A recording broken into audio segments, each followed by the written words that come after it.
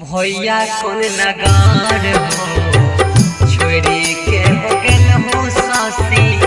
भैया कौन नगार हो छोड़ी के हो गेल हो सानुज।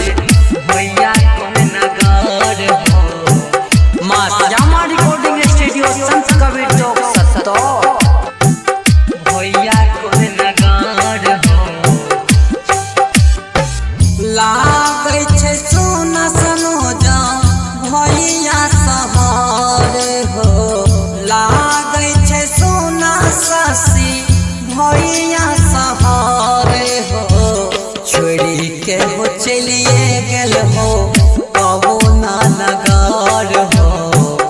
छोड़ी के हो गेल हो सेरा कबो ना नगार हो। बान्हलो ने जाय छै हो दिल में तानियो सवारे हो। बान्हलो ने जाय छै हो दिल में तानियो सवारे हो। छोड़ी के हो गेल हो सानुज भैया कौन नगार हो। छोड़ी के हो गेल हो सासी भैया कौन नगार हो। भैया कौन नगार हो छोड़ी के हो गेल हो सासी। भैया कौन नगार हो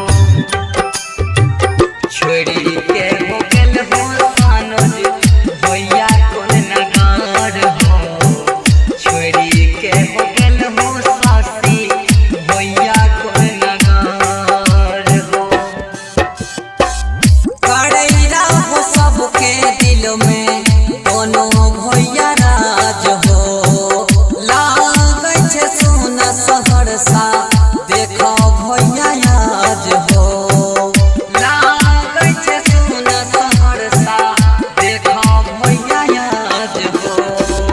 करैरा हो सबके दिल में कोनो भैया राज हो। लागै छै सोना सहरसा देखो भैया आज हो। चिट्ठियों न भेज के भैया लेबो तोर खबर हो। चिट्ठियों न भेज के भैया लेबो तोर खबर हो। छोड़ी के हो गेल हो सनोजा भैया कौन नगार हो।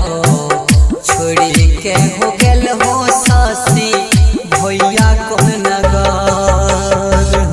भैया कौन नगार हो छोड़ी के हो गेल हो सासी। भैया कौन नगार हो छोड़ी के हो गेल हो सानुज। भैया कौन नगार हो छोड़ी के हो गेल हो सासी। भैया कौन नगार हो दिहो अपना हो चरण में काहो आस्थान हो। करै छियै कोटि कोटि विधि ना नमन हो। करै छियै कोटि कोटि विधि ना नमन हो। दिहो अपना हो चरण में काहो आस्थान हो। करै छियै कोटि कोटि विधि ना नमन हो। बान्हलो ने जाय छै हो भैया दिलो में सवारे हो। बान्हलो ने जाय छै हो भैया दिलो में सवारे हो। छोड़ी के हो गेल हो सनोजा